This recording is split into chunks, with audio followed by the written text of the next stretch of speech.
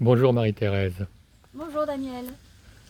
Au gré de nos conversations ces temps-ci, j'ai remarqué que nous parlions beaucoup de tes ressentis et de tes intuitions. Peux-tu nous les exposer un peu aujourd'hui? Mhm. Alors oui, c'est vrai qu'en ce moment, je ressens beaucoup de colère autour de moi, beaucoup de violence, aussi beaucoup de frustration, de déception, une forme de tristesse, quelque chose qui rôde, ouais, un mal de vivre, on pourrait peut-être dire comme ça. Alors je sens surtout par rapport à ces états de colère, de violence, pour moi-même y passer, hein, tout ce que je fais dans mes vidéos ou tout ce que je transmets par mes formations, mes stages, c'est toujours des choses plus ou moins que moi-même j'ai vécues, donc j'en connais l'expérience. Et je sens qu'il y a un vrai travail de se libérer ou de pacifier l'ego. Cet ego qui nous retient dans l'ancien monde, qui nous retient avec le mode survie, qui nous retient avec la peur, et nous sommes dans un monde d'insécurité et de peur. Alors, ce n'est pas des peurs forcément extérieures, hein, c'est des peurs qui se réactivent de l'intérieur de nous, que ce soit rattaché à des mémoires ancestrale, ce que je travaille beaucoup actuellement aussi, où je vais animer un groupe justement sur aussi comment vous libérer des mémoires ancestrales, la lettre aux ancêtres, parce que nous portons et actuellement tout est réactivé dans notre corps causal, dans notre corps émotionnel, de toutes ces mémoires ancestrales et bien d'autres aussi, qui demandent à être libérées pour libérer ce mode survie rattaché à l'ego et donc à la peur. C'est pas toujours un travail évident ni facile, surtout comment reconnaître. Mais en attendant, une chose est sûre, c'est que nos émotions restent des indicateurs qui me semblent importants d'accueillir et de voir que quand on a de la colère, quand on a de la violence, du désespoir, de la tristesse, se cache derrière un souvenir non identifié qui se réactive pour être libéré. C'est notre propre violence, certes, mais c'est aussi la violence des autres. Et l'autre n'est qu'un effet miroir aussi de ce que nous portons en nous. Et pour cela, il faut aller voilà, à l'intérieur de ces mémoires, aller les identifier pour les libérer. Quelle chose te propose pour faire face à cette situation? Il y a plusieurs outils qui permettent de se libérer de la voie de l'ego. Alors, c'est pas facile parce qu'il résiste bien. Hein. Il aime bien parce qu'il nous met en état de survie. Donc, forcément, hein, lui, il croit bien faire. Hein. Donc, on va plutôt aller le pacifier, que la voix de l'âme prenne le volant de notre vie et laisser la voix de l'ego un petit peu sur le passager. Ma croyance, c'est que plus on va avancer dans ce nouveau monde de l'ère du Verseau, plus il va falloir se libérer de la voie de l'ego et du mode survie. Et plus la voie de l'âme va prendre la direction de notre vie. Et c'est là où on est dans s'abandonner, lâcher tout ce qu'on croit être qui ne l'est plus. Le faire, il diminue complètement. À la limite, il va laisser la place à l'être et d'arriver dans le je suis. Alors pour cela, il y a une technique, en tout cas une philosophie que j'utilise depuis de nombreuses années, qui est la philosophie Ho'oponopono, qui me semble quelquefois entendre qui est assez réductrice quand on parle des quatre mots. Si c'était si simple de faire désolé, pardon, merci, je t'aime pour libérer, écoutez, je serais la première à l'adopter. Non. Aujourd'hui, depuis maintenant plus de 15 ans que je pratique Ho'oponopono, je me rends compte à quel point cette philosophie nous permet d'éveiller notre conscience, de se réveiller, de voir au-delà des apparences, mais qui demande quand même un petit travail derrière avec ces quatre mots. Donc, tout dépend comment on la pratique, cette méthode.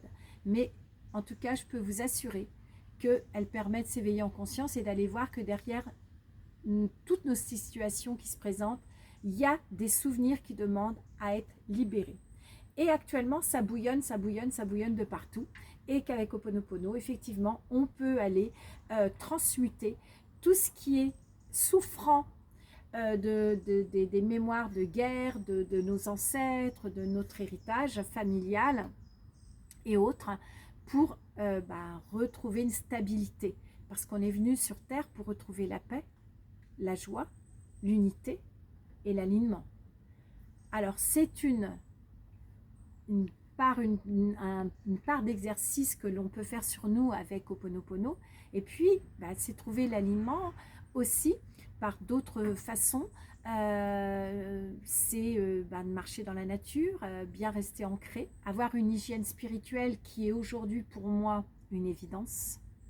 C'est-à-dire comment je me laisse impacter par ce tourbillon de la vie qui a tout autour de nous, où on est en permanence sollicité par les réseaux. Le téléphone il sonne, on a les yeux tout de suite dessus, il y a l'ordinateur, il y a la télé, il y a tout ce que la société aussi nous prend comme énergie. Et puis il y a nos proches, donc il faut avoir une forme de discernement, de vigilance pour ne pas se noyer dans tout ce qui est autour de nous et qui nous contamine, pour retrouver le centre de soi et revenir à soi, pour retrouver le centre de soi, ça parle d'elle-même, de retrouver l'alignement.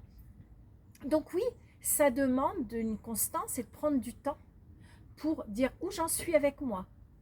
Qu'est-ce qui se passe là ? Ça bouillonne, ça quoi ? Qu'est-ce que mon corps me dit ? Le corps est un messager et il est très très important aujourd'hui de prendre soin de son corps dans toutes ses dimensions.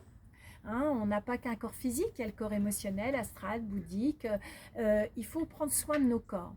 Et pour prendre soin de nos corps, c'est être centré sur nous, pour être à l'écoute. Lui, il a gardé toutes les mémoires et actuellement, pour donner un exemple, moi la semaine dernière, j'avais une mémoire fantôme d'une ancêtre sur mon corps. Et si elle se présente maintenant, c'est qu'il y a déjà des couches d'avant qui ont été nettoyées, puisque plus on travaille sur soi et plus on monte en conscience, plus on monte dans des couches, là c'était du Moyen-Âge, mais en attendant, elle m'impactait dans ma vie encore aujourd'hui. Donc, mais pourquoi on ferait ce travail-là ? C'est pour devenir de plus en plus libre, devenir soi dans le qui je suis, et là on va quitter le faire pour être dans l'être. Alors il y a aussi marcher dans la nature, comme je l'ai dit, il y a ce travail de s'observer, il y a la respiration bien sûr, la méditation, et puis prendre soin de tout ce qui nous arrive comme émotion. Il n'y a pas une bonne ou mauvaise émotion, c'est à quel degré elle est. Et pour voir actuellement aussi des personnes refoulement émotionnel ou des gens très en réaction émotionnelle, c'est de trouver la voie qu'on appelle la voie du milieu. Mais de toute façon, les émotions sont vraiment des indicateurs pour nous donner un peu la température de là où nous en sommes avec nous-mêmes. Tu animes des ateliers, de formation sur ces sujets. Tu peux nous en donner la liste ?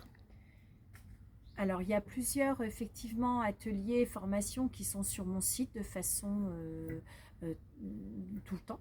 Mais aussi, comme je me laisse porter et guider par des inspirations, comme là, cette vidéo, c'est une petite partie sur l'ego. J'animerai une formation de 2 jours avec 1 mois d'intervalle sur la voix de l'ego, la voix de l'âme. Comment reconnaître la voix de l'ego et comment l'apprivoiser, cette voix de l'ego surtout, et sans se faire mal, parce que franchement, la voix de l'ego, elle n'aime pas du tout résister. Elle aime résister à ses croyances et ses conditionnements. Donc là prochainement, mais qui est animée aussi de façon irrégulière et régulière suivant les demandes. J'anime aussi des ateliers là sur la lettre des ancêtres pour aller se libérer de tout ce qu'on porte d'eux, les souffrances, le mode survie. Comme je le dis, là il faut qu'on quitte le mode survie et donc leur rendre hommage, mais on n'a plus besoin de porter le mode survie.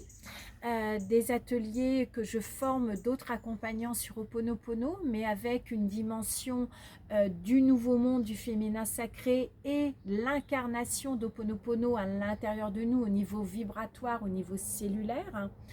et d'autres ateliers que je fais de façon spontanée aussi, de comment je suis inspirée, comme je l'ai dit au début. Voilà les prochains, en tout cas, qui sont sur la liste, avec la puissance de l'amour de soi, qui se déroule sur 3 niveaux de conscience, et que vous pourrez retrouver sur mon site s'il y a une résonance pour vous.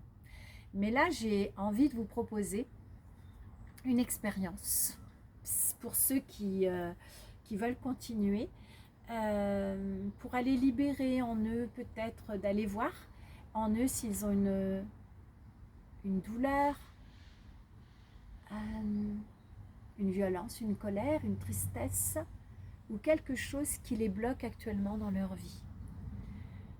Alors pour cela, pour les personnes qui sont intéressées, qui ont envie de vivre l'expérience, je vais vous inviter, je vais me recentrer moi-même pour être bien ancrée pour vous accompagner. Et je vais juste vous inviter à vous-même vous mettre dans un lieu confortable, prendre le temps de respirer, d'inspirer et de souffler en conscience.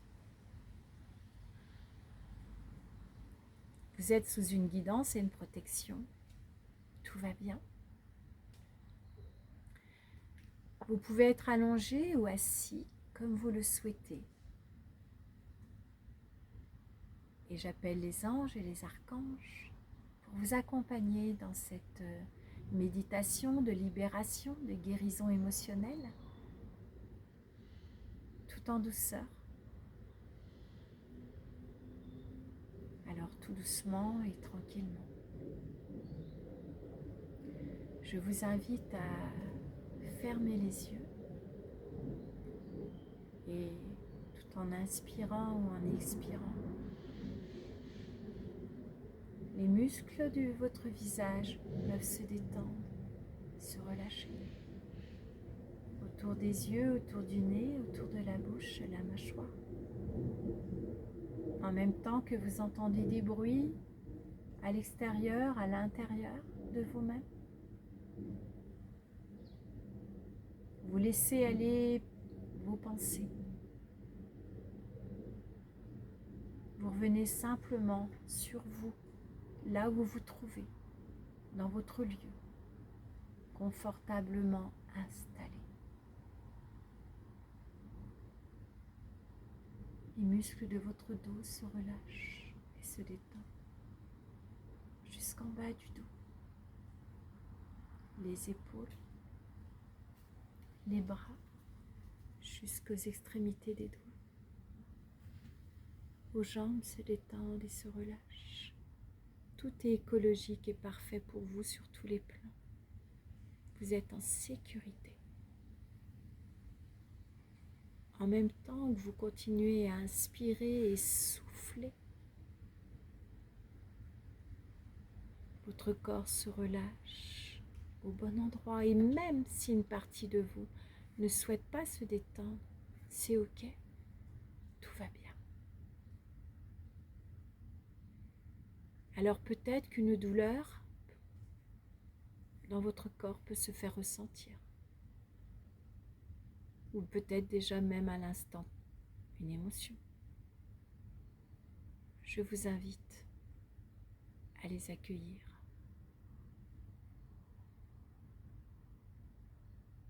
Tout doucement et tranquillement. Vous êtes peut-être à cet instant contrarié par une situation ou une peur. Vous avez peut-être de la colère, de la tristesse, du désespoir, une frustration. Laissez venir à vous quelque chose qui vous impacte en ce moment, hier, il y a 2 mois, peu importe. Laissez le temps, là maintenant, de venir à vous en conscience. Quelque chose, une situation, une parole, un geste, une contrariété avec le travail, en couple, en famille, sur le plan financier, à venir à vous.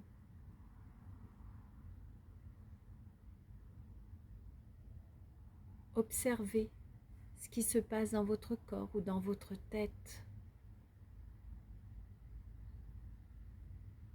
Accueillez vraiment cette situation avec douceur, avec bienveillance, que ce soit de la colère, de la violence ou de la tristesse ou autre émotion. Accueillez-la avec bienveillance. Ne la refoulez pas. Elle est là pour vous aider à vous montrer que quelque chose ne fonctionne pas très bien par le fait qu'il y a un souvenir qui se réactive à vous. Voilà, très bien. Accueillez. Et maintenant, vous pouvez peut-être voir quelle émotion se dégage de cette situation. Une colère, une tristesse, du dégoût, de la peur ou une blessure. Rejet, humiliation, trahison, abandon, injustice. Accueillez le nom ou la situation. Respirez, vous êtes en sécurité et tout va bien, tout va bien, tout va bien. Alors,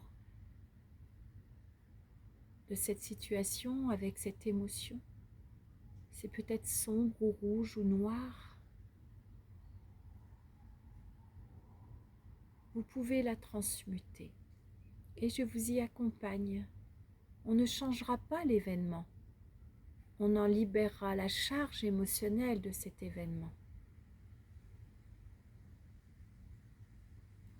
Alors doucement, je vous invite à inspirer et vous allez souffler avec de la lumière, comme vous allez souffler cette lumière sur cette situation ou cette émotion avec le mot paix, avec le mot amour.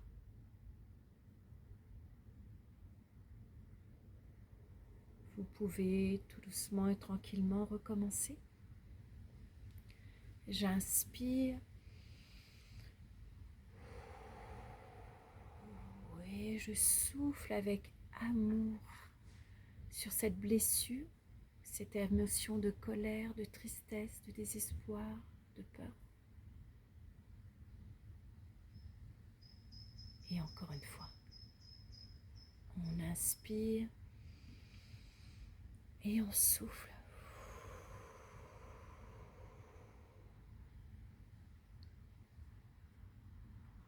La lumière descend dans votre corps et tous vos corps. Et vous vous ancrez à ici et maintenant. En inspirant, je vis. On libère le mode survie. À l'expire, je vis. Et je libère le mode survie. Ainsi, maintenant bien ancré dans la vie, l'énergie monte dans tout votre corps, rééquilibre vos chakras. Vous ancrez la nouvelle terre ici et maintenant, le passé est passé. À cet instant présent, vous retrouvez l'alignement entre le bas et le haut, entre le haut et le bas. Tous vos corps se remplissent de lumière. Vos chakras se rééquilibrent, s'harmonisent. Et vous pouvez, comme mantra, en même temps que tout le procédé, toute l'alchimie se fait dans votre corps et dans tous vos corps, tout ce qui s'alchimise entre le sombre et la lumière, entre le mal et le bien, vous pouvez comme mantra, si c'est possible pour vous, répéter « Je m'aime. Je m'aime profondément pour qui je suis. Vous pouvez même mettre votre prénom. Je m'aime profondément pour qui je suis. Je m'aime. Je m'aime profondément pour qui je suis. Et vous pourrez faire ce mantra autant de fois que vous le désirerez. Ainsi, tous vos chakras réalignés, rechargés, en inspirant la vie, en rééquilibrant les éléments, air, eau, feu, terre de votre corps, tout doucement et tranquillement. Vous pouvez sourire à chacune de vos cellules dans votre corps, sourire sur votre visage, au mieux de ce qui est possible par rapport à ce que vous avez eu à libérer. Bien sûr, à votre possibilité, de votre possibilité ici et maintenant. Vous pourrez répéter l'exercice ou la méditation autant de fois qu'il vous sera nécessaire. Vous pourrez doucement et tranquillement, pleinement réaligner, recharger de lumière et d'amour et de paix et d'unité. Revenir doucement, tranquillement et à votre propre rythme, là où vous vous trouvez, chez vous, bien ancré, bien aligné. Je vous envoie tout mon amour, toute la lumière, la paix. À bientôt.